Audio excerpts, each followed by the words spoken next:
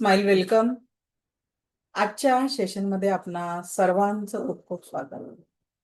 आजच्या आपल्या क्लासचा डे 4 आहे आणि आज आपण रेकीचा इतिहास, रेकी कशा पद्धतीने आपल्या जीवनामध्ये सकारात्मकता आणते, म्हणजेच रेकीची विशेषता, रेकीची 5 तत्वे समजून घेणार आहे. 5 प्रिन्सिपल्स ऑफ रेकी. बघा, रेकी आपल्या जीवनामध्ये 360 डिग्रीचा चेंज आणते जेव्हा आपण रेकीची दैनंदिन लेवलची प्रॅक्टिस करतो. ती पॉझिटिव्हिटी, ती सकारात्मकता आणत असते, ज्या पॉझिटिव्हिटीचा, सकारात्मकतेचा आपण विचार करत असतो. तर ही जी पॉझिटिव्हिटी रेकीतना आणण्यासाठी तर डॉक्टर मिकाउसींनी, ज्यांनी ही रेकी ऊर्जा रिडिस्कवर केली, कारण ऑलरेडी स्पर्शाची ही जी ऊर्जा आहे, तुम्ही मी आपण वापरतोय किंवा प्राचीन काळापासून कसं, तर जेव्हा एक बाळ रडतं आणि आई त्याला मायेने जवळ घेते आणि थोपटते, रडणारं बाळ शांत होतं. म्हणजे काय, ही कुठेतरी त्या आईच्या हातामध्ये ऊर्जा आहे, जी बाळाला थोपटल्याने बाळाला त्या स्पर्शाच्या याच्यातनं उपचार होतो आणि रडणारं बाळ शांत होतं. म्हणजेच काय, ही ऊर्जा कुठेतरी काम करत आहे. त्याच पद्धतीने आपण कुठे तणावात असेल, वेदनेमध्ये असेल, तर अशा वेळेस आपण तणावात आणि वेदनेमध्ये असताना जेव्हा एखाद्या व्यक्तीने मायेने आपल्या डोक्यावरून हात फिरवला, पाठीवरून हात फिरवला, आपल्याला बरं वाटतं की नाही? म्हणजे कुणाच्या तरी हातामध्ये आपल्याला उपचार करण्याची शक्ती आहे. त्यानंतर आपले पाय दुखत असेल, डोकं दुखत असेल, कोणी जर चेपून दिले तर बरं वाटतं ना? हे काय, हे उदाहरणं आहेत की दिव्य रेकी शक्तीच्या ऊर्जांनी जी आहे स्पर्शाची ऊर्जा ऑलरेडी आपल्यामध्ये अस्तित्वात आहे. क्लिअर? ही रेकीची ऊर्जा ऑलरेडी आपल्यामध्ये अस्तित्वात आहे, जिचा उपयोग आपण आपल्यासाठी केव्हाही कधीही करू शकतो. पण मग हिला शिकायचं का बरं, किंवा परत अटून का करायचं? तर लहानाचं मोठे होत असताना काही एनर्जी लेवलचे ब्लॉकेजेस आपल्याला येतात आणि मग या ऊर्जांचा आपण योग्य तसा उपयोग करू शकत नाही. आणि जेव्हा आपण शक्तिपात घेतो, त्या शक्तिपातानंतर आपण या ऊर्जांना छान पद्धतीने स्वतःसाठी आणि इतरांसाठी वापरू शकतो. आणि रेकीच्या सेकंड लेवलमध्ये किंवा सेकंड लेवल नंतर तुम्ही जगाच्या पाठीवर कुठेही असलेल्या व्यक्तीला या ऊर्जांच्या माध्यमातून हील करू शकता. जगाच्या पाठीवर कुठेही असलेल्या व्यक्तीला तुम्ही या ऊर्जांपासून हील करू शकता, उपचारित करू शकता. तर सर्वप्रथम जाणून घेऊ रेकीची 5 तत्व काय आहे. तर डॉक्टर मिकाउसीनुसार ते आपल्याला काय म्हणतात, फक्त आजच जगण्यावर फोकस करायचा. का बरं आजच आजच जगण्यावर फोकस करायचा? जर मी पद्मा मॅडमला म्हटलं अनम्यूट करा, आणि अनम्यूट करा पद्मा मॅडम. ओके, झालं अनम्यूट. कुठून आहात पद्मा मॅडम? मी मुंबई गोरेगाव. ओके, स्वागत आहे आपलं. तर बघा, जर तुम्ही आत्ता हा क्लास चालू आहे किंवा आजचा सकाळपासूनचा आत्ताचा पर्यंत जो काही तुम्ही वेळ युटिलाइज केलेला आहे, तर तो वेळ संपला. जसा गेला तसा जे काही तुम्ही कामं केले सकाळपासून संपला की नाही संपला? ऍज इट इज त्या टाइमला तुम्ही रिपीट करू शकता का? नाही. तो संपला. मग आजचा काळ जर पद्मा मॅडम तुम्ही आजपासून सकाळपासून आतापर्यंत जर सगळं पॉझिटिव्ह किंवा युटिलाइज करणारं काम केलं असेल विचारांनी, कृतीने, तर आत्ता तुमचं माइंड कसं आहे? फ्रेश असेल. फ्रेश आहे. पण जर तुम्ही या ऐवजी काल काय घडलं, कोणीतरी तुम्हाला वाईट म्हटलं, कोणीतरी तुमच्यासोबत वाईट केलं, या विचारांमध्ये जर तुम्ही असाल, तर आत्ताची तुमची एनर्जी कशी राहील? डाऊन राहील, नेगेटिव्ह. नकारात्मक राहील. डाऊन. म्हणजेच काय, आपण जीवन ऍक्च्युअल कुठे चालू आहे? वर्तमानामध्ये ना. तो कल की चिंता करणे में कुछ फायदा है, न घडून गेलेल्या गोष्टींवर मंथन करण्यात काही आहे. जे काही जीवन आहे ते वर्तमानाच्या आत्ताच्या क्षणांमध्ये आहे. तर डॉक्टर मिकाउसींनी रेकीचे 5 तत्व सांगितल्यात सांगताना म्हटलं, तुम्हाला ही तत्व फक्त आज पाळायची आहे, क्योंकि गुजरा हुआ कल में हम वो नहीं कर सकते, आने वाले कल का हमें 100% गॅरंटी नाहीये. तर आपल्या हातात फक्त आज आहे. तर आजच्या दिवस प्रत्येकाने ठरवायचं आहे की मला रेकीच्या 5 तत्वांसोबत जगायचं आहे. रेकी काय शिकवते? 5 तत्व. आणि आपल्याला एक ऍज अ रेकी प्रॅक्टिशनर म्हणून रेकीच्या 5 तत्वांसोबत जीवन जगायचं आहे. ठीक आहे.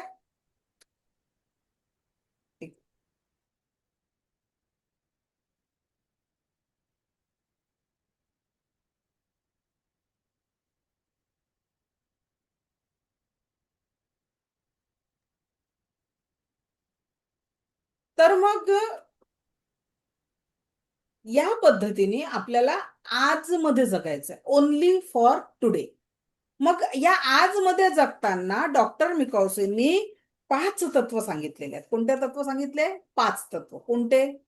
आता तेही 5 तत्व तुम्हाला 24 तास विचार करायचे. 8 तास उत्तम स्वास्थ्यासाठी झोप पाहिजे. 8 तास तुम्हाला तुमच्या कामावर फोकस करायचा आहे, जे कुठलं काम तुमच्यावर आहे. आणि 8 तास तुमचा फॅमिली आणि पर्सनल लाईफवर वेळ द्यायचा आहे.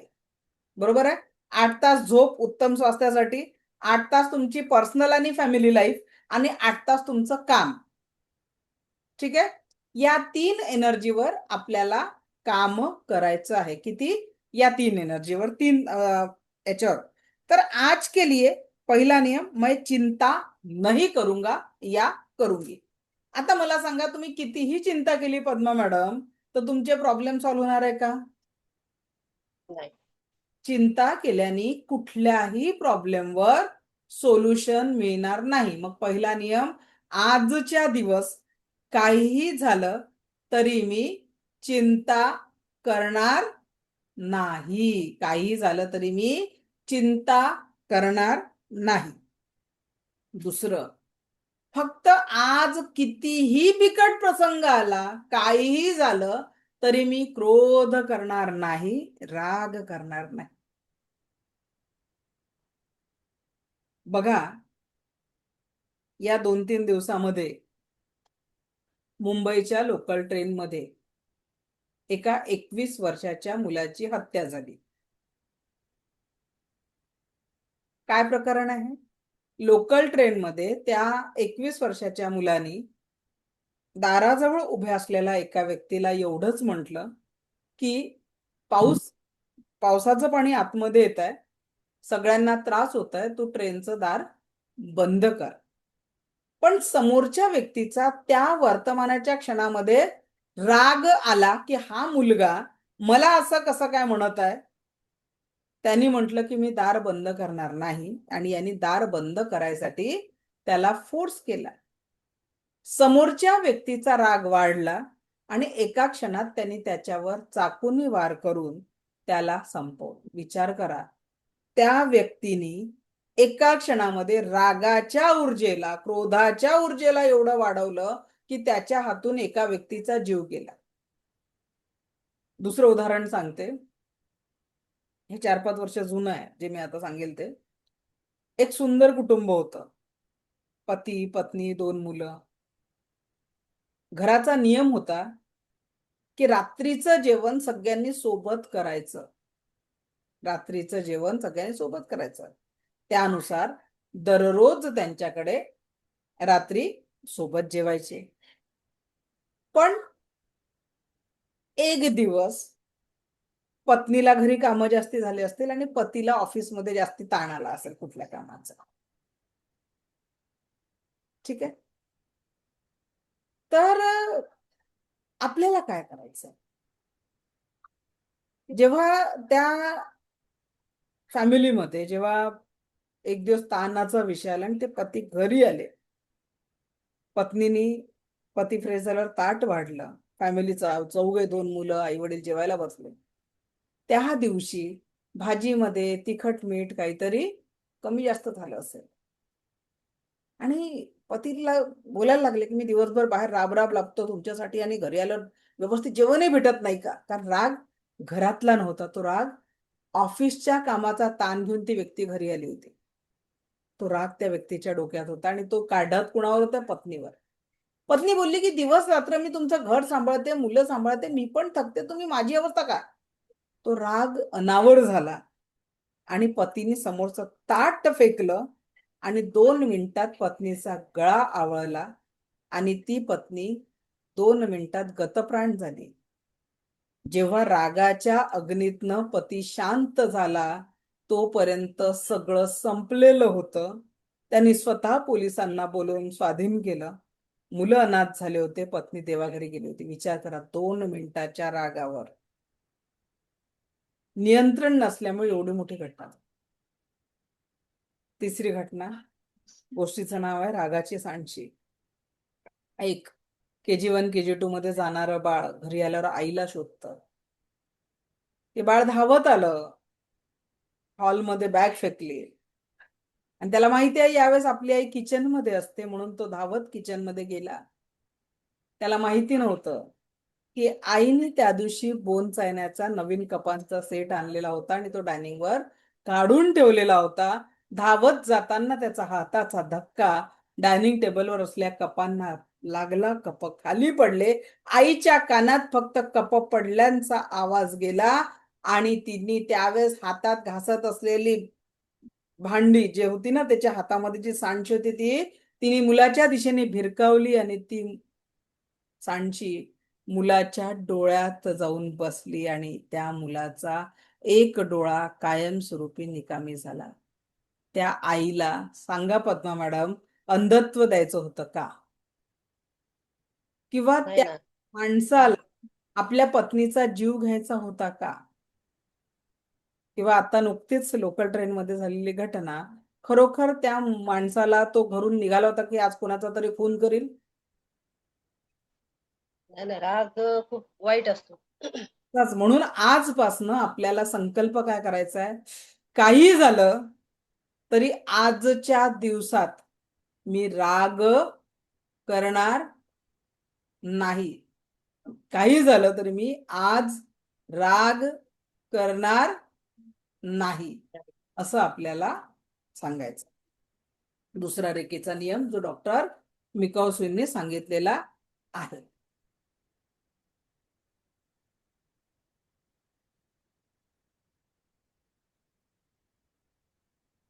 त्याच्यानंतर ईमानदारी से अपनी उपजीविका का साधन जुटवूंगा.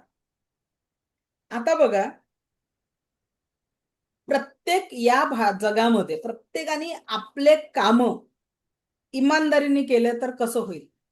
एका डॉक्टरांनी जर मनापासून उपचार केला, आज आपण बघतो की चेन साखळी तयार झालेली असते की या रिपोर्ट नंतर ते करावंच लागेल, ते करावंच लागेल. डॉक्टर म्हणजे हे औषध ठरलेले, मेडिकल, असं सगळं ठरलेलं असतं.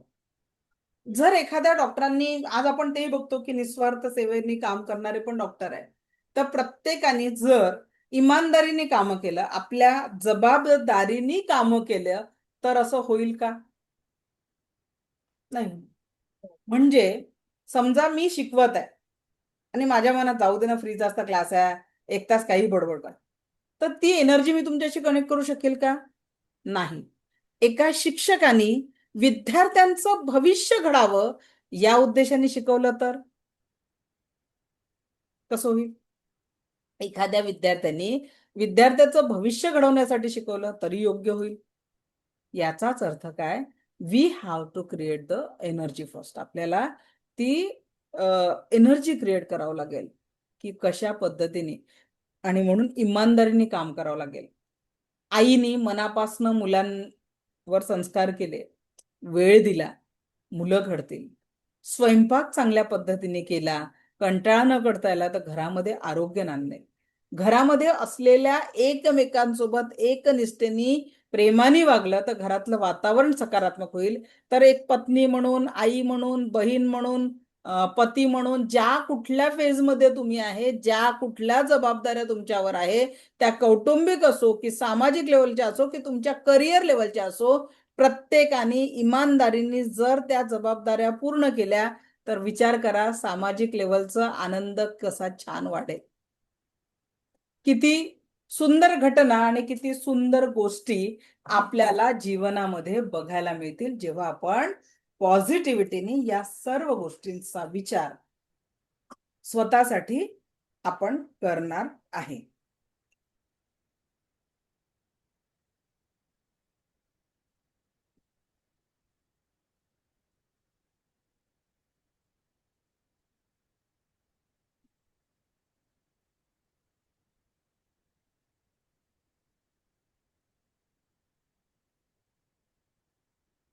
ओके.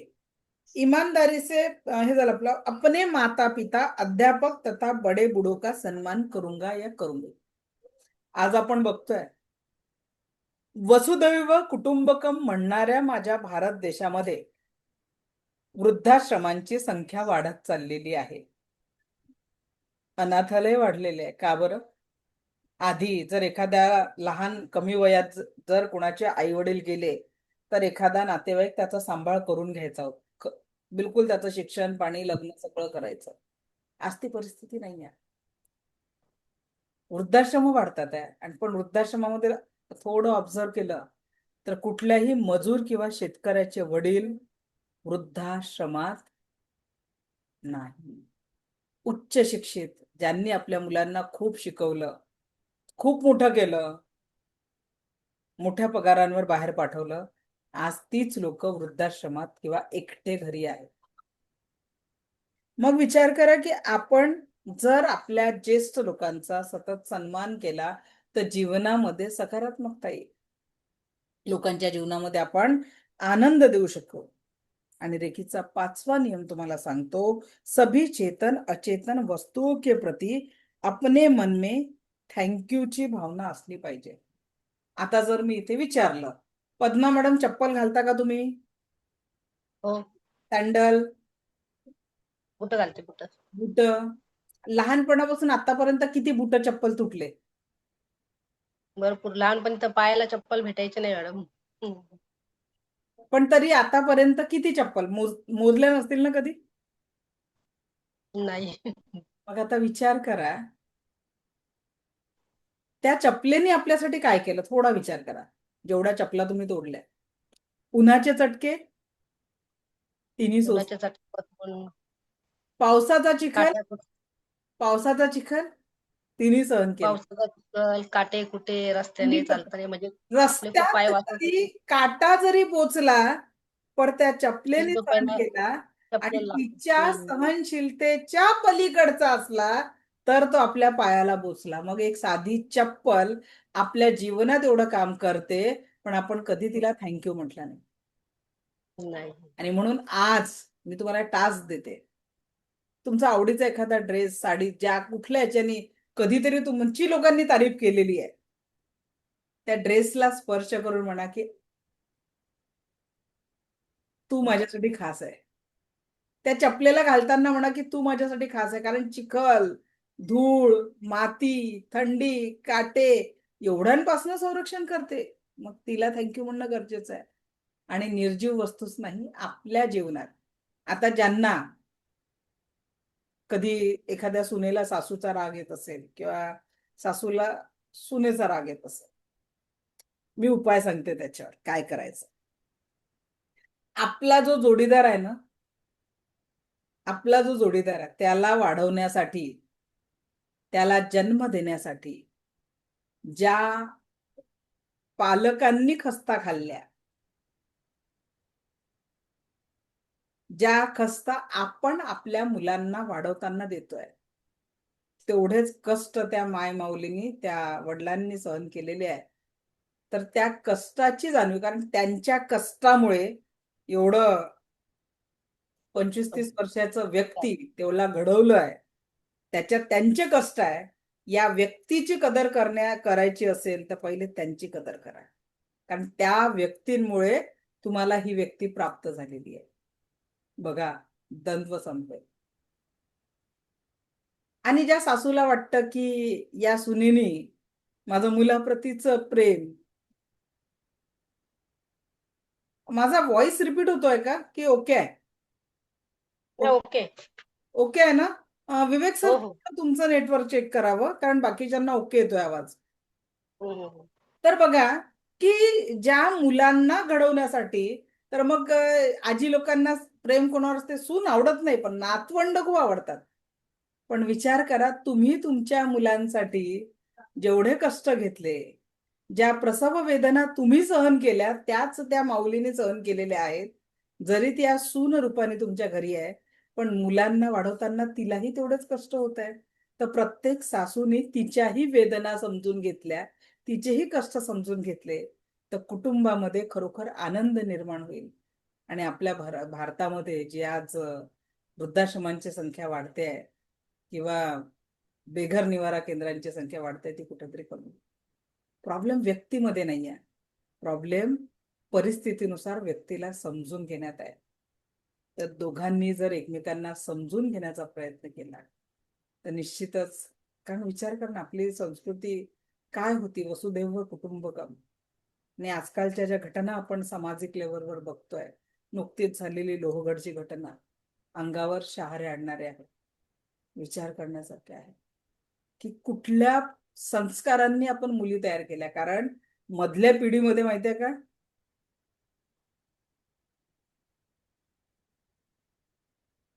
थँक्यू, का रेकी ही इतकी सुंदर ऊर्जा आहे की हिला खूप डीप लेवलवर जाऊन समजावं लागतं. वरवर फक्त 5 तत्व मी वाचून दाखवल्याने समजणार नाही, का ते 5 तत्व जीवनात महत्वाचे आहे. तर मी तुम्हाला सांगते की या ज्या घटना आपल्या याच्यात होतात, जेव्हा आपण रोज फक्त काय विचार करायचा, आजच्या दिवसच मी हे तत्व पाळणार आहे. कल अगर भगवान ने चाहते तो कल फिर से यही नियम. आजच्या दिवस मी रेखीचे, ऐसे करते करते जिंदगी निकल जाएंगे. आज मी माझ्या कुटुंबाला प्रेमानेच वागणार, आजच्या दिवसात मी कोणावरच राग करणार नाही, आजच्या दिवसात मी चिंता करणार नाही, चिडचिड करणार नाही, माझ्या सगळ्या जबाबदाऱ्या मी योग्यरित्या पार पाडेल. सर्व प्राणी मात्रांवर, नाते निर्जीव वस्तूंना सुद्धा थँक्यू म्हणायला सांगा, शिका, कारण त्याच्यातनंही एक एनर्जी येत असते. आणि आता उपाय, घरातला ताण बाहेर बाहेर कसा म्हणजे मॅनेज कसा करायचा. तर घराच्या समोर एखादं झाड असेल तर ठीक, नाही ते एक अदृश्य झाड तुमच्या घरासमोर इमॅजिन करा. आणि जेव्हा घरातून बाहेर पडता, जे काही तुमच्या मुलांचं अभ्यासाचं टेन्शन असेल, घरातल्या कामांचं टेन्शन असेल, काही फी भरायची, सब उसको उठाओ आणि त्या झाडाला टांगून द्या. ठीक आहे. ऑफिसला जाताना, ज्या कुठल्या कार्यक्षेत्रावर जाताना बिंदास वो काम को सही ढंग से, कारण घरातला ताण ऑफिसमध्ये नेला, ऑफिसचे कामं चांगले होणार नाही. ऑफिसचा ताण घरात आणला तर घरातलं वातावरण बिघडेल. मग ऑफिसमध्ये गेल्यावर ज्याही जबाबदारी आहे त्या योग्यरित्या पूर्ण करा. काही राहून गेले, बॉस बोललाय, काही अजून अडचणी आल्या, फिरसे आ जाओ. आणि ऑफिसच्या बाहेरही असं एक झाड ठेवा, त्यालाही रस्त्यात न्यायचंच नाही, तिथं टांगून द्या. बाबा माझं सगळं सफरिंग या झाडावर टांगून टाकलेलं आहे. आणि घरी जाताना स्मित हास्याने घरात पोहोचा. आणि घरामध्ये जी कुठली व्यक्ती, आता महिलाही जॉब आणि सगळं वर्किंग सांभाळतात, तर घरात कधी एकाने चहा बनवला, कधी दुसऱ्याने, काही फरक पडत नाही. थोडा एकमेकांचा, नात्यांचा सन्मान करा. अडचण काय आहे, आपली भारतीय संस्कृती कुठेतरी आमच्या म्हणजे या पिढीपर्यंत खूप जास्ती पुरुष प्रधान होती. आता तर पर्यायच आहे, पर्यायच नाही. मुलं जोपर्यंत घरातले कामं करणार नाही, पुढच्या पिढीतल्या सुना घरात राहणारच नाही. 50-50% काम करना ही पड़ेगा, क्योंकि वो भी 50% कर रही है बाहर, तो समजना पडेगा. जेव्हापर्यंत हे समजणार नाही, तोपर्यंत कुटुंब व्यवस्था चालणार नाही. आणि माझ्या माता भगिनींना खरोखर एकच विनंती आहे, आज जे आपण सामाजिक लेवलचं चित्र, म्हणजे ॲज अ काउन्सिलर जेव्हा मी विद्यार्थ्यांच्या समस्या बघते, माझ्याकडे एक 2 वर्ष आधी 19 वर्षाची एक मुलगी काउन्सिलिंगला आली. त्या मुलीने 18 ठिकाणी ब्लेड मारलेल्या होत्या. 18 ठिकाणी हातावर ब्लेड मारलेल्या होत्या. विचार करा. 8वी-9वीच्या मुली या सगळ्या गोष्टीत अडकलेल्या. का बरं? कारण मुलींना घडवताना आजची माता चुकत ऍक्सेप्ट करा. तिला ते शॉर्ट कपडे कोणी घालायला शिकवले? मग मोठी झाल्यावर तिला तुम्ही अंगभर वस्त्र परिधान करायला शिकवू शकत नाही. कारण या ज्या सगळ्या गोष्टी आहेत ना, कळत नकळत सामाजिक लेवलची तुम्हीच बघा ना, तफावत किती येते. आज 30 वर्षाच्या, 32 वर्षाच्या मुली झालेल्या आहेत. डॉक्टरांचं एक संमेलन होतं. तिथे जे त्या संमेलनात एका डॉक्टरांनी, गायनोकॉलॉजिस्ट डॉक्टर होते, त्यांनी जेव्हा व्याख्यान दिलं, अंगावर प्रश्न आला. का बरं? त्यांनी काय म्हटलं, म्हणजे शहारा आला. त्यांनी रेशो सांगितला आजच्या ह्याच्यात. मुली 30-32च्या वयानंतरही लग्नाचा विचार करायला तयार नाहीये. करिअर आणि पॅकेज जर त्या मुलीला 15 लाखाचं पॅकेज आहे तर तिला 20 लाख पॅकेजवालाच पाहिजे, कॉम्प्रोमाइज नाही आज. आणि अशा याच्यात तुम्ही बघून राहिले, लग्न झाल्यानंतर IVF नॅचरलपणा सगळ्यात निघून गेलेला आहे सामाजिक व्यवस्थेतला. तर IVF सेंटर समोरच्या रांगा किती वाढलेल्या आहे, किती कोर्ट केसेस चालू आहेत लग्न तोडण्यासाठी, डायव्हर्ससाठी. विचार करा की कुठे नेऊन ठेवला आपण आपला समाज. तर एक विचार करा, तोडणं सोपं असू शकतं पण जोडण्यासाठी संघर्ष आहे. पण आपली संस्कृती जिथे वसुदैव कुटुंबकम म्हणते, तिथे आज स्वतःचं कुटुंब सांभाळणं कठीण झालेलं आहे. आणि याला खरोखर खूप नवी, म्हणजे मी तर माझं as a healer, as a coach, counsellor, माझं एकच स्वप्न आहे की शाळांमध्ये मुलांना फक्त व्हॅल्यू एज्युकेशनचे पुस्तक देऊ नका, ऍक्च्युअल प्रॅक्टिकली त्यांना मेडिटेशन, खरोखर जीवनाची काय व्हॅल्यू असते, आकडेमोड कमी शिकवली चालेल, एखादं समीकरण कमी समजलं, एखादा केमिस्ट्रीचा एखादा प्रयोग कमी समजला चालेल, पण त्या मुलांना जीवन जगण्याचे नॅचरल ज्या प्रोसेस आहेत, जीवन कसं जगावं, जीवनात संघर्ष काय येऊ शकतो. आज मुलांना संघर्षच दिला नाही आईवडिलांनी, सगळ्या गोष्टी जागेवर उभा करून दिला, संघर्ष संपत नाही. थोडंसं मन विचलित झालं की मुलं आपल्या आयुष्याचं बरं वाईट करून टाकतात. ही परिस्थिती समाजात आलेली आहे. आणि म्हणून आज प्रत्येक व्यक्तीने रेकीच्या या 5 तत्वांसोबत तुम्ही जगायला सुरुवात करा. हळूहळू तुमच्यासोबत तुमच्या कुटुंबांचा औरा बदलेल आणि कुटुंबामध्ये तो आनंद राहील. नाही तर मग कसंही जगलं तरी दी एंड तो होणारच आयुष्याचा, तो कोणी थांबवू शकणार आहे का? पण जे जीवन आपण जगून राहिलो ना, खरोखर मला तर खरोखर एखाद्याचं ओळखीचं शिक्षण मंत्री असेल त्यांना मी विनंती करायला तयार आहे की प्लीज हा एक विषय म्हणजे शाळांमध्ये चालू करा. कारण मुलांमध्ये खरोखर चांगले मूल्य, आणि जोपर्यंत शाळेत नाही रुजत, इथे जेवढे 4 वर्षापासून लोक, मी का बरं फ्री सेशन घेते, कारण मला ही जी बदललेली सामाजिक व्यवस्था आहे ना, ते कुठेतरी बदलून टाकायची आहे. कारण जोपर्यंत एक कुटुंबामध्ये एक आई तयार होणार नाही, एक हिलर चांगला तयार होणार नाही, एक एक व्यक्ती तयार होणार नाही, तिच्या हाताने जेव्हा आपण अन्न पाणी चार्ज करायला शिकू नेक्स्ट वीक मध्ये, तेव्हा तुम्हाला कळेल की तुमच्या हाताची ऊर्जा किती पॉझिटिव्ह आहे. तुम्ही मुलांना जेव्हा स्पर्श कराल, त्यांच्या डोक्यावर ब्लेसिंग द्याल, तर ते होऊ शकेल.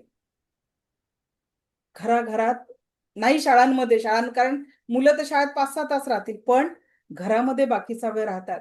एक क्लास कमी लावा, एक ऍक्टिव्हिटी कमी करा त्यांच्या जीवनातली, काही फरक पडणार नाही. पण संस्काराचे बीज रोवायला कमी करू नका.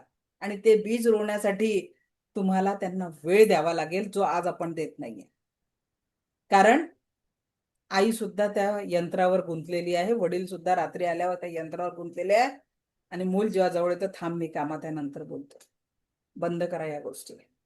जेव्हा त्या बाळाला तुमची गरज आहे तेव्हा त्याला वेळ द्या. तुमच्या खुशीची गरज आहे, तुमच्या मायेच्या प्रेमाची गरज आहे. तर 2 क्लास कमी लावले तरी चालेल, काही फरक पडणार नाही त्याच्या आयुष्यात. तुम्ही मला ऐकून राहिलेले आहे. आतापर्यंत मी सांगितलं तरी का की मी किती शिकलेली आहे, काय केलेली आहे, माझं पर्सेंटेज, माझ्या मार्कशीट पाहून तुम्ही समोर नाही बसले आहेत ना. एक लक्षात घ्या, रामकृष्णही आले गेले, त्याहूनही जग का ओसरले, कोणानीच जग थांबणार नाहीये. पण आपल्यासाठी आपले कुटुंबाचं प्रेम, कुटुंबात जगणारे तुमचे क्षण खूप महत्वाचे आहे हो. आणि त्या कुटुंबामध्ये काय ते 4-5 लोकांमध्ये तुम्ही वादविवाद, बायको नवऱ्याला समजून घेत नाही, नवरा बायकोला समजून घेत नाही, मुलांना तुम्ही समजून घेत नाही, मुलं तुम्हाला काय जगतोय आपण? त्या काय घरात मांडलेल्या हजारो लाखो रुपयाच्या घरामध्ये फ्रीजचा साईज इथून एवढा झाला, माणसाच्या मन इथून एवढूशे झाले, टीव्हीचा साईज एवढा वाढला, हृदय अजून कमी झाले. अरे मनाने मोठे व्हा. त्या 4 नात्यांमध्ये जेव्हा प्रेमाने जगायला सुरुवात कराल ना, तर तो प्रत्येक दिवस असा आनंदाचा आणि सोन्याचा राहील.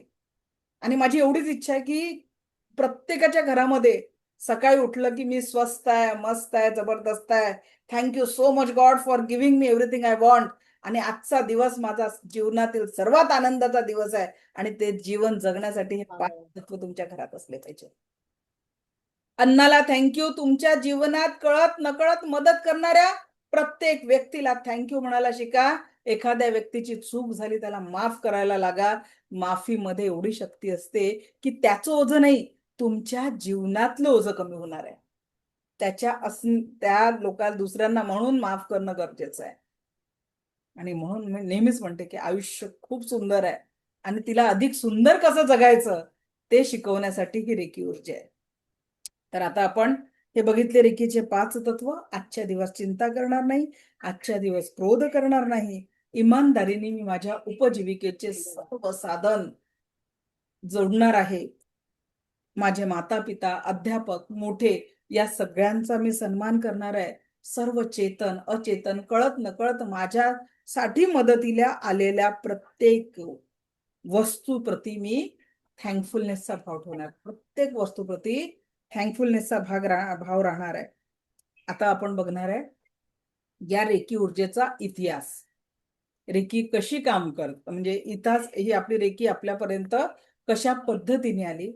तर ही जी रेकी आहे, ही जी दिव्य रेकी शक्तीची जी ऊर्जा आहे ना, ही आपल्यामध्ये आहे. मी तुम्हाला सांगितलं वेदांमध्ये हिचा उल्लेख आहे, म्हणजे अथर्व वेदामध्ये देखील रेकीचा उल्लेख आहे. भगवान बुद्ध रचित कमलसूत्र या ग्रंथामध्ये देखील या दिव्य रेकी शक्तीचा उल्लेख आहे. भगवान बुद्ध रचित कमलसूत्र या ग्रंथामध्ये देखील या रेकी शक्तीचा उल्लेख आलेला आहे.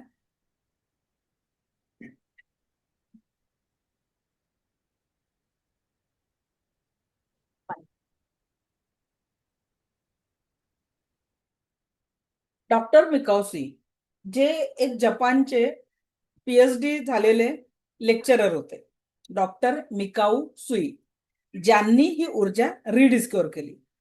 झालं काय, एक दिवस ते कॉलेजमध्ये लेक्चर घेत असताना काही विद्यार्थी त्यांच्याकडे आले आणि त्यांनी प्रश्न केला, जगामध्ये सर्व दुःखांचं निवारण करणारी अशी एखादी ऊर्जा आहे का की ज्याच्यातनं व्यक्तीच्या सर्व दुःखांचं आपण निवारण करू शकू. तर त्यांना जो काही त्यांनी अभ्यास केलेला होता स्पिरिच्युअलिटीमध्ये, त्यांना माहिती होतं की हो, अशा प्रकारची एक ऊर्जा अस्तित्वात आहे जिच्या उपयोगाने आपण व्यक्तींच्या जीवनातले दुःख दूर करू शकतो. अगदी सगळ्या प्रकारचं शारीरिक मानसिक दुःख दूर करू शकतो. आणि म्हणून त्यांनी या ऊर्जांमध्ये काम करण्यासाठी, म्हणजे डॉक्टर मिकाउसींनी अजून अभ्यास चालू केला, गहन अभ्यास चालू केला. आणि हा गहन अभ्यास चालू केल्यानंतर त्यांच्या असं लक्षात आलं की ऊर्जा तर आहे, पण हिचा यूज कसा करायचा हे मात्र त्यांना कळलं नाही. आणि म्हणून म्हटलं जातं की डॉक्टर मिकाउसू त्यावेळेस आपल्या काशीला आले आणि 7 वर्ष त्यांनी वास्तव्य केलं. भारतातील वेदांचा अभ्यास केला, प्राचीन ग्रंथांचा अभ्यास केला, बौद्ध धर्माच्या ग्रंथांचा अभ्यास केला. त्यांनी बायबलचा सुद्धा अभ्यास केलेला होता, म्हणजे विविध धर्मांचा त्यांनी अभ्यास केला. हा अभ्यास केल्यानंतर त्यांना परत तीच ऊर्जा माहिती झाली की या सगळ्या ऊर्जा काम करतात, but how to use that energy हे मात्र त्यांना कळलं नाही. मग त्यांनी या सगळ्या एनर्जीसाठी भारतामध्ये एक बघितलं की ऋषी मुनींनी तपश्चर्या केलेली आहे आणि मग त्यांना सिद्धी प्राप्त झाली. आणि मग त्यांनी जपानमध्ये जाऊन तिथे माउंट कोरियामा नावाची पहाडी होती त्यावेळेस, आता तिथे रेकीचं मंदिर आहे, रेकी शक्तीचं मंदिर आहे. तर तिथे माउंट कोरियामा नावाची जी पहाडी होती तिथे तेव्हा ती निर्जन पहाडी होती, तिथे ते गेले. 21 दिवस अन्न पाणी त्यागून त्यांनी साधना करायचं ठरवलं.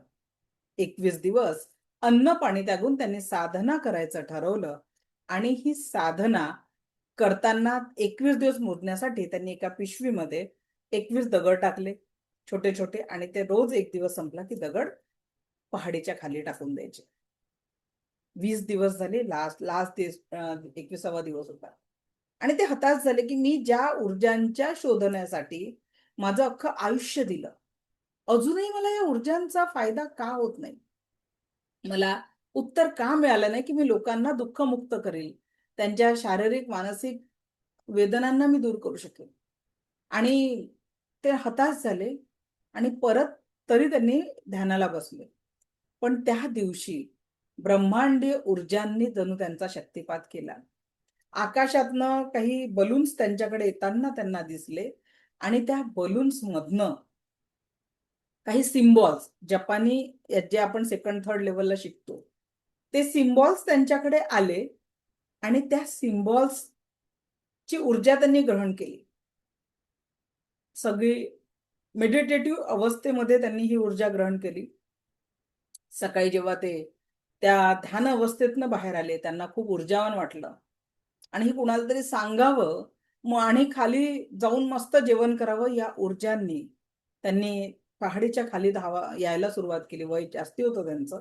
अंगठ्याला ठेच लागली.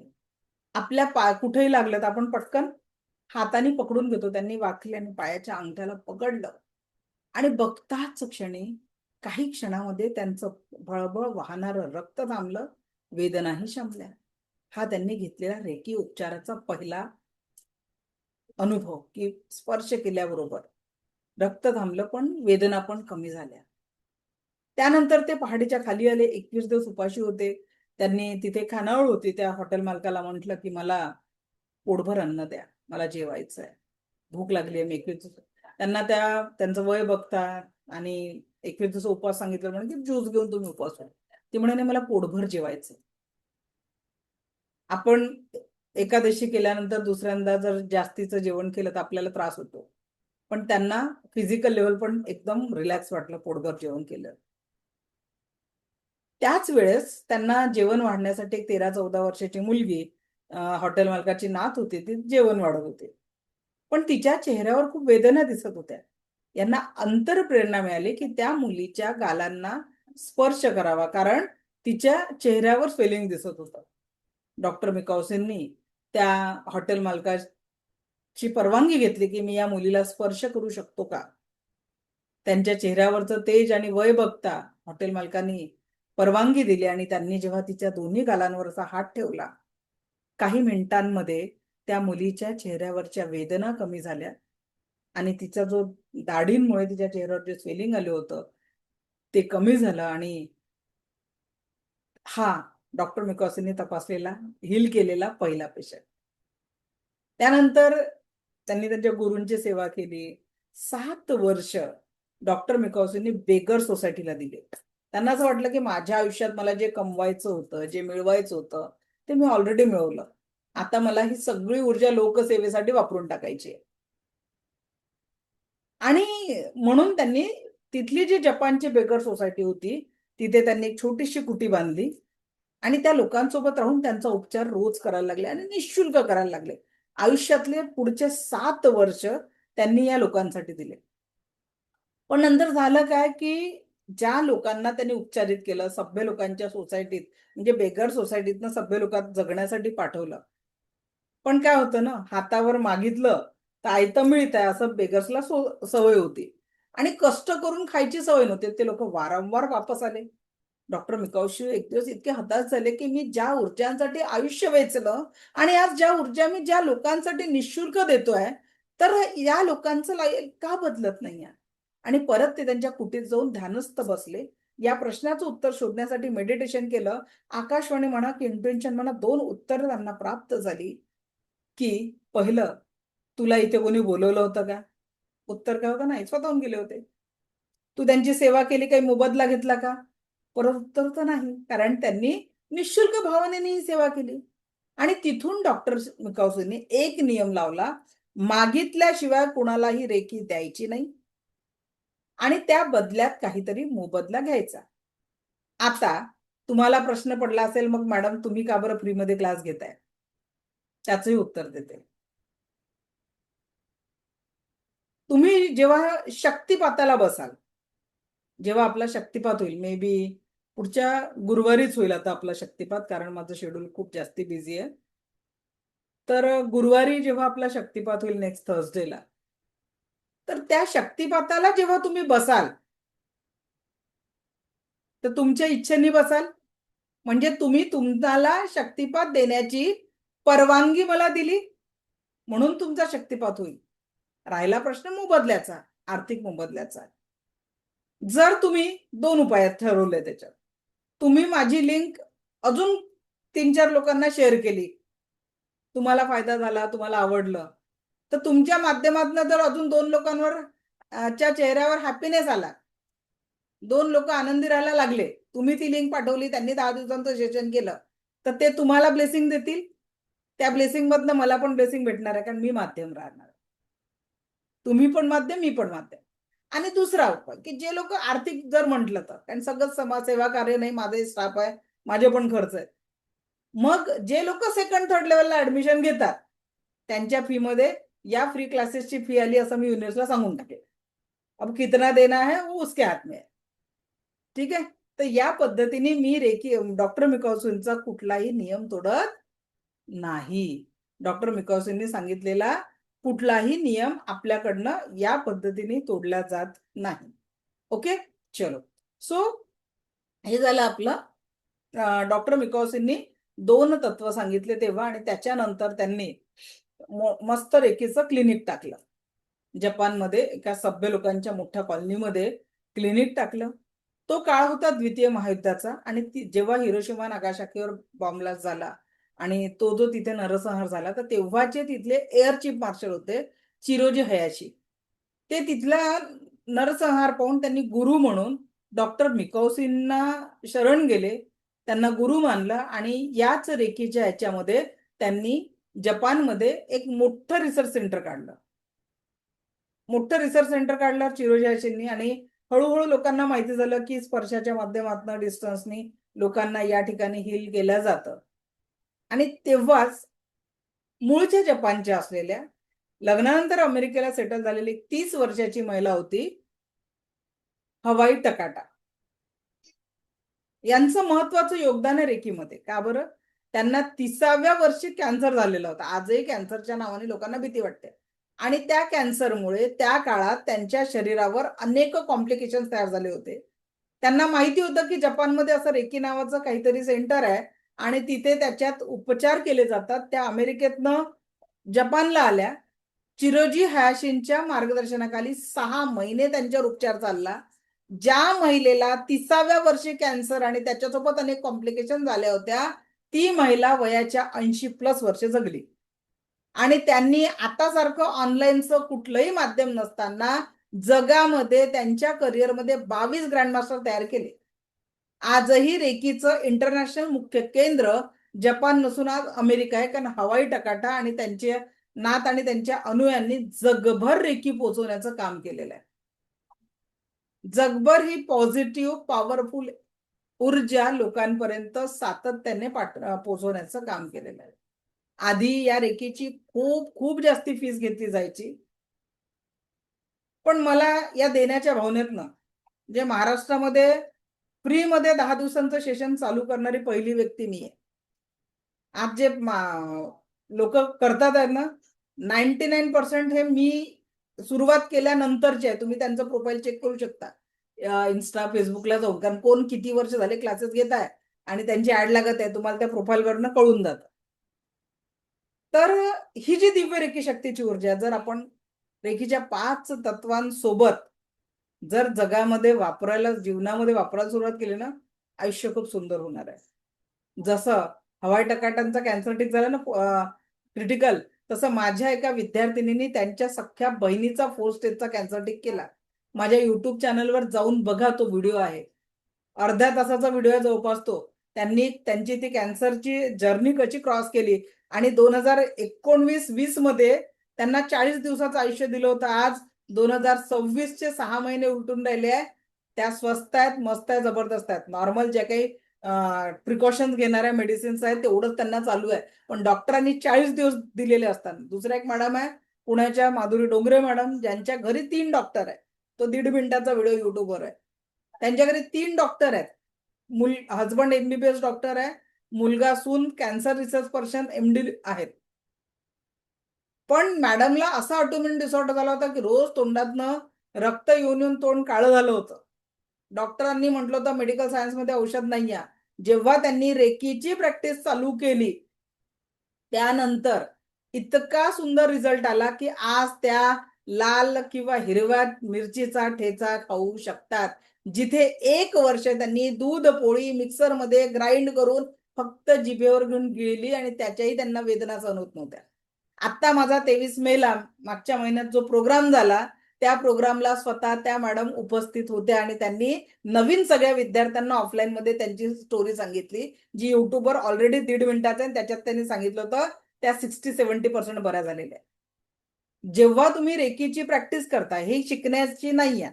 रेकी 10वी-12वीचा अभ्यासक्रम नाही आहे की शिकलात आणि बाजूला ठेवून दिला. ही जीवन जगण्याची कला आहे. जोपर्यंत रेकीचे 5 तत्व, अन्न पाणी चार्ज करणं, चक्रांना ऍक्टिव्हेट करणं, या गोष्टी तुम्ही सुरू करणार नाही, तोपर्यंत सकारात्मकतेचा बदल तुमच्या जीवनात येणार नाही. Only your trust and practice, या 2 गोष्टींनीच मी ज्या गोष्टी सांगतात लोकांच्या जीवनात बदल घडल्याच्या, आणि त्या या रेकी लेव्हल 1 मुळे नाही या, तर त्यांनी रेकी लेव्हल 2 आणि 3 याचे पुढचे कोर्सेस केले, त्याच्यामुळे त्या गोष्टी शक्य झालेल्या आहेत. कारण जे आपण अनुभव सांगतो ते पुढच्या लेव्हलचे आहे. लेव्हल 1 मध्ये तुमची ऊर्जा 10% असते, त्यानुसारच तुम्हाला रिझल्ट मिळत असतो. ओके, चला. रेकी शिकण्याचे फायदे काय आहे? ठीक आहे, का बरं शिकावे? तर सर्वप्रथम रेकी ही एक नैसर्गिक उपचार पद्धती आहे. हिचे कुठलेही साईड इफेक्ट नाही. रेकी एक नैसर्गिक उपचार पद्धती आहे. तिचे कुठलेही साईड इफेक्ट नाही. रेकी सर्वप्रथम निगेटिव्ह ब्लॉकेजेस दूर करते. शरीरामध्ये नैसर्गिक बॅलन्स निर्माण करते. विकृतींना थांबवून सकारात्मकता निर्माण करते. जे काही ब्लॉकेजेस आहेत, ज्या कुठल्या, तर पहिले रेकी ते ब्लॉकेजेस दूर करते, मग रिझल्ट देते. रेकी व्यक्तीच्या आध्यात्मिक आणि व्यक्तिगत विकासासाठी एक प्रभावी साधन आहे. आध्यात्मिक ग्रोथ आणि व्यक्तिगत ग्रोथ याच्यामध्ये प्रभावी साधन आहे. रेकी एक सुरक्षित उपचार पद्धती आहे. याचे कुठलेही साईड इफेक्ट नाही. रेकी एक सुरक्षित उपचार पद्धती आहे. याचा कुठलाही साईड इफेक्ट नाही. रेकीला कुठलं धर्म नाही, कुठलं पंथ नाही. रेकीला तंत्र मंत्र सोबत कुठलाही संबंध नाही. रेकीला मध्ये मौली विद्या, राक्षसी विद्या, संमोहन याच्याशी कुठलाही संबंध नाही. रेकी जन्मता आलेले दोष दूर करू शकत नाही. पण माझ्या एक गुरु भगिनी आहे, त्यांनी रेकीचा उपचार, 13 वर्षाची त्यांची मुलगी जी होती, जी स्पेशल चाइल्ड होती, त्यांनी या रेकीचं प्रॅक्टिस मुलीसाठी चालू केली. आज ती मुलगी 30-32 वर्षाची आहे आणि इतकी वर्ष त्या आईने त्या मुलीसाठी साधना केली. त्याचा उत्तर हे झाला की विचार करू शकता की एका स्पेशल चाइल्ड मुलीला सांभाळणं, जिचं सगळं करावं लागेल, म्हणजे तिला महिन्याचे आलेले पिरियड्स कळत नाही, त्या आईला सगळं सगळं करावं लागत होतं. मग तेव्हा तिला वाटलं की मी आहे, माझ्याने होत आहे तोपर्यंत ठीक, नंतर काय. म्हणून त्या आईने रेकी शिकली आणि आज ती मुलगी इतक्या वर्ष त्या आईची साधना, त्या आईला सलाम की तिने आपल्या मुलीसाठी एवढ्या पेशन्सनी दररोज रेकीची प्रॅक्टिस केली. फक्त त्या मुलीचं आज लग्न झालं नाही, पण स्वतःचे स्वतः कामं करते आणि आईला देखील तिच्या कामात मदत करते. हा इतका सुंदर बदल रेकीतनं त्या मुलीच्या जीवनात आणि त्या आईचं पण तणाव दूर झाला. मागच्या वर्षी आमच्याच सेंटरची गोष्ट आहे. आमच्या स्टुडंट आहेत, त्यांचा मुलगा ऑटोइम्युन डिसऑर्डरनी त्रस्त होता. त्याला तर तो 20 वर्षाचा होता मे बी मागच्या वर्षी आणि 10वीला होता. जो मुलगा 15-20 मिनिटं एका जागेवर बसायचा नाही, कुठल्या शिक्षकांनी त्याची जबाबदारी घेतलेली नव्हती. आता समजू शकता की त्याच्या त्या अवस्थेमुळे तो 20 वर्षाचा असल्यावर 10वीत होता. पण मागच्या वर्षी तो मुलगा 70% पास झाला. त्याच्या आईनी, म्हणजे आमचा मागचा नोव्हेंबरचा जो पुण्याचा प्रोग्राम झाला, त्याचे विशेष मला भेट घालून द्यायला पुण्याला आणलं होतं त्याला. तर अमेझिंग होतं ते, की विचार करा की काय होऊ शकतं रेकीमधनं. आज असे हजारो हजारो उदाहरण आहेत मला माझ्या विद्यार्थ्यांच्या जीवनात सकारात्मक बदल घडलेला. कुणाचं फायनान्शियल ठीक झालं, कुणाचं रिलेशनशिप म्हणजे 30-30 वर्ष सोबत राहूनही जेव्हा पती पत्नी वेगळं राहायचा विचार करतात, अशा सुद्धा आम्ही फॅमिली केसेस रेकी ऊर्जांनी हिलिंग करून ठीक केले. नात्यांमध्ये प्रेम, शरीरामध्ये आरोग्य आणि खिशामध्ये पैसा, हे सर्व देण्यासाठी रेकी सक्षम आहे. फक्त तेवढा ट्रस्ट आणि प्रॅक्टिसने रेकीचा उपयोग आपल्याला करणं गरजेचं आहे. कधी कधी हिलिंग करताना पेशंटकडे असलेला वेळ आणि आपल्याकडे असलेला वेळ जर मॅच झाला नाही, तर मात्र रेकीचा फायदा होणार. म्हणजे कसं, आता माझ्या एक गुरु आहेत, तर त्यांच्या वडिलांना जेव्हा कॅन्सर डिटेक्ट झाला तेव्हा डॉक्टरने म्हटलं होतं 15 दिवस आहेत, फक्त 15 दिवस आहेत म्हणे पेशंटकडे. मग मॅडमनी त्यांना एकदम वाचवू शकल्या नाही हिलिंगनी, पण एका कॅन्सर पेशंटला होणाऱ्या वेदना मात्र त्यांनी कमी केल्या. तर रेकी कुठले मॅजिक नाही आहे बरं, की कुठलं एकदम क्रिटिकल आजार आहे. हिलिंग करण्यासाठी लागणारा वेळ, त्यावेळेस योग्य हिलर तुमच्याजवळ असणं किंवा तुम्ही स्वतः हिलिंग करणं, या सगळ्या गोष्टी तेवढ्याच महत्वाच्या आहेत. आणि ऍक्सिडेंटली शरीराचा एखादा भाग काढून घेतला असेल तिथे रेकी काम करत नाही. ठीक आहे, तो नवीन ऑर्गन निर्माण करण्याचं काम रेकी करू शकत नाही. पण तरीही ही प्रकृतीने मानवाला दिलेली एक खूप मोठी सकारात्मकतेची देणगी आहे. ही एक सरळ उपचार पद्धती आहे, 1-2 दिवसाच्या शिक्षणाद्वारा ही शिकू शकते. मी जेव्हा शिकले तेव्हाही आमचं 1-2 दिवसाचं सेशन, 2-3 तासाचं सेशन असंच होतं. माझे पहिले गुरु त्यावेळेसचे भोपाल युनिव्हर्सिटीचे व्हाईस चान्सलर डॉक्टर चैतन्य अग्रवाल सर, आणि मी ज्यांच्याकडनं ग्रँड मास्टर केलं रेकीचं त्या गुरु म्हणजे संगीता पद्मवार मॅडम. सध्या त्या क्लास घेतच नाही, त्यांनी काही कारणांनी त्यांचे क्लासेस बंद केले. तर हे जे 2 गुरु यांच्यामुळे जो माझ्या जीवनामध्ये रेकी नावाची ऊर्जा आली. तर या सगळ्या ऊर्जांचा स्रोत जेव्हा आपण बघतो ना, की 1-2 दिवसात शिकतो, तर त्यावेळेस आम्ही जेव्हा शिकलो नो रेकॉर्डिंग, फक्त नोट्स. मग काही समजलं बुद्धीची, समजा आता मी नाहीये बहु हुशार, तर माझ्या बुद्धीला जेवढं येईल तेवढंच मी ग्रहण करेल की नाही. तर मग ते ऑफलाईन मध्ये दिवसभरात जेवढं झालं डोक्यात गेलं तेवढंच डोक्यात आलं, कारण जेवढं लिहिता आलं तेवढं लिहून झालं. मग असे छोटेसे नोट्स भेटले, ठीक आहे, मग झालं. मग मला पुढे त्याची प्रॅक्टिस काय करायची, तर मला माझा संघर्ष होता. पण तो संघर्ष माझ्या विद्यार्थ्यांना राहू नये म्हणून आपल्या बुद्धीच्या कॅपॅसिटीनुसार रोज 1 तास शिका. त्याचं नाही समजलं तर रेकॉर्डिंग तुम्हाला देते, परत रिवाइज करा. आणि माझ्या कुठल्याही क्लासचा लाईफ टाईम ऍक्सेस असतो, फ्री असो की पेड असो.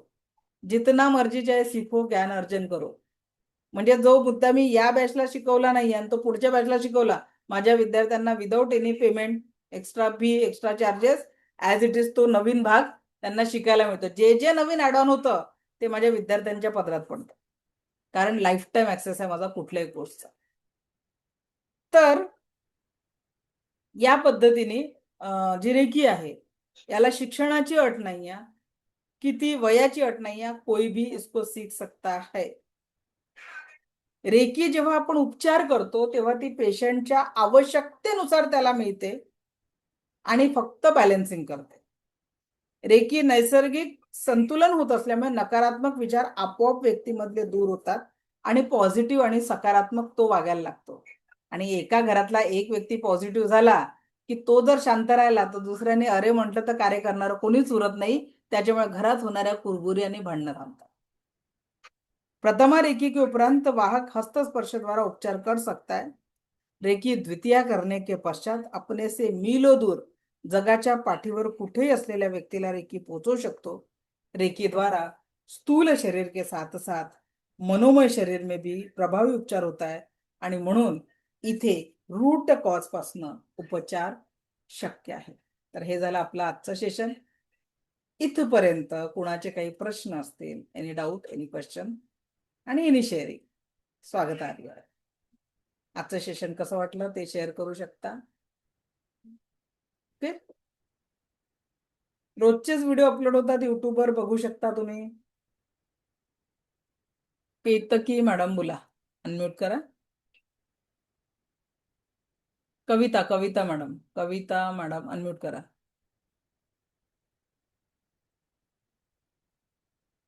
माईक ऑन करावं लागेल कविता मॅडम. मनीषा म्हणून तुम्ही करा तोपर्यंत माईक ऑन. हॅलो. हा बोला कविता मॅडम. हा, की रेकी ट्रीटमेंट घेण्यासाठी जवळून म्हणजे ऑफलाईन कोर्स करणं योग्य आहे की ऑनलाईन? त्याचं सुंदर उत्तर तुम्हाला देते. हा. अटुनमेंट जसं आधी तुम्ही बघितलं, मोबाईल वायरवाला होता, आपल्या घरासमोर इलेक्ट्रिक सारखे पाईप लागायचे, बरोबर हो ना, मॅडम. आणि मग तुम्ही हो. फोनवर बोलू शकायचे. पण आज हं. तुम्हाला मोबाईलवर बोलताना ते वायर लागतात का? काय कविता मॅडम, वायर लागतात का तुम्हाला? नाही. नाही. अगदी त्याच पद्धतीने जसं रेकीमध्ये, कारण पद्धती बदलत गेल्या, एनर्जी वर वर्क झालं, अभ्यास झाला, आज तो रिसर्चमुळे झाला. तर या पद्धतीने रेकीमध्ये रिसर्च होईल. ज्या पद्धतीने आपण डिस्टन्सने हिलिंग करतो, त्याच पद्धतीने डिस्टन्सने अटुनमेंटही तेवढंच शक्तिशाली आहे आणि प्रभावी आहे. आणि त्याचं प्रॅक्टिकल देखील लेव्हल 1चं प्रॅक्टिकल स्पर्शाचं जसं आपण घेतो, त्याच पद्धतीने लेव्हल 1चं, लेव्हल 2चं डिस्टन्स हिलिंगचं प्रॅक्टिकल, जगाच्या पाठीवर कुठे हिलिंग घेण्याचं लाईव्ह प्रॅक्टिकल आपण सेकंड लेव्हलच्या सेशनमध्ये घेत असतो. ठीक आहे, तर त्याच्यामुळे तेवढंच प्रभावी आहे. माझ्याकडे ग्रँड मास्टरचे अटुनमेंट सुद्धा ऑनलाईन होतात. अच्छा. ठीक आहे, ओके मॅम. काहीच पडत नाही, ऊर्जा जाणवतात. कारण ते प्रॅक्टिकली मी पहिले ज्या दिवशी शक्तिपात असतो, जसं आता आमचा 4:30ची सेकंड लेव्हलची बॅच आहे, आज सकाळी त्यांचं अटुनमेंट झालं, डिस्टन्सली झालं, तर त्यांचं ऍक्टिव्हेशन आज दुपारी होईल. तुमचं पण शक्तिपात होईल तर तुमचं ऍक्टिव्हेशन होईल, की तुम्हाला ते होऊन समजेल मग. ओके, चला मनीषा मॅडम अनम्यूट ओके. करा. मॅडम आज शक्तिपात झाला 5:30चा सेकंड सीझनचा? हो, झाला. नाही मॅडम, मी आज जॉईन करू शकले नाही, जरा ते तब्येत बिघडली तुमची होती चूक आहे मॅडम. आता जेव्हाही नेक्स्ट होईल तेव्हा तुम्हाला करावं लागेल. ठीक आहे, मग शक्तिपात झाल्याशिवाय आम्ही पाणी वगैरे चार्ज करू शकत नाही लेवल 1 का? नुसार सिम्बॉल वापरू शकत. लेवल 1 झालाय. लेवल 1 लेवल 1 झालाय. नुसारच करू शकता, लेवल 2 नुसार सिम्बॉल वापरू शकत नाही. ठीक आहे, नाही का? ठीक आहे, ठीक. चला थँक्यू. चैताली मॅडम बोला.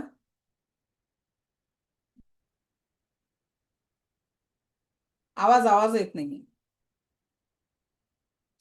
आवाज येत नाहीये. हॅलो. हा मॅम, मी सेकंड लेवलचं ऍडमिशन घेतलेलं. मी फर्स्ट लेवलचे सगळे व्हिडिओज बघितलेले, पण तरी मला पर्सनली लाईव्ह क्लास करण्याची इच्छा होती, त्यामुळे मी आता पुन्हा फर्स्ट पासून जॉईन करते. यू आर ऑलवेज माझं वेलकम. फर्स्ट साईज शक्तिपात त्याच्यासाठी बाकी आपला आहे. Life yes time yes access आहे. Okay, yes. मग सेकंड लेवलचे पण मध्ये 1-2 लेक्चर्स मी झाले, तर तेही मला लाईव्हच करायचे आहे. हो हो, बिलकुल करू शकता, काहीच तर problem. त्याच्या लिंक पण भेटून जातील. बिलकुल. Okay okay, thank you. थँक्यू. माई मॅडम बोला. पहिले शक्तिपात घेतला, आता परत घ्यावं लागतं का? नाही, परत नाही घ्यायचं. ज्यांचं लेवल 1चं झालेलं आहे, बॅच रिपीट करतात, त्यांनी नाही हा, घ्यायचं. ओके, तर ते आपल्याला जे आपण हिलिंग करतो किंवा काहीही करतो, तर ते 10% आपल्याला चार्ज आहे. लेवल 1 मध्ये 10%. 10%, लेवल 2 मध्ये 40%, लेवल 3 हा, मध्ये तर 100%. मग ते कसं चार्ज करायचं, ते कसं चार्ज मॅडम करायचं? लेवल 1चं आता होईल ना आपलं अटुनमेंट. त्याच्यानंतर हा सगळ्यांना सांगायचं, शनिवार रविवार आपल्या क्लासला सुट्टी असते. आता आपला क्लास मंडेला हा. होणार आहे. ठीक आहे, आता आपला क्लास मंडेला होणार आहे, याची सगळ्यांनी नोंद ठेवायची आहे. ओके, सो थँक्यू नाही, आपण कसं? मॅडम. थोडंसं ठीक. 4चं माझं एक दुसरं सेशन आहे परत. बरं, ठीक आहे. थँक्यू. चलो, थँक्यू व्हेरी मच. भेटूया आता सोमवारी. ओके, सोमवारी नियमित वेळेवर. सो शनिवार रविवार आहे म्हणून विसरून जाऊ नका. दिव्यरेखी शक्ती आपल्या जीवनामध्ये परमसुख, समाधान, आरोग्य, ऐश्वर्य आणि दीर्घायुष्य निर्माण करो, हीच ईश्वरचरणी प्रार्थना. मला ऐकून घेतलं म्हणून कोटी कोटी आभार. Thank you very much. सर्वांना गुगलची एक रिव्ह्यू लिंक येईल, तर सेशन कसं वाटतंय, कसं चाललंय, जरा तुमचं शेअरिंग करावं, म्हणजे तुमच्याकडनं येणारं शेअरिंग प्रेरणा म्हणून इतरांपर्यंत पोहोचेल. त्यासाठी तुमचं जे काही आवडलेलं आहे तर ते तुम्ही शेअर नक्की करावं. Thank you very much.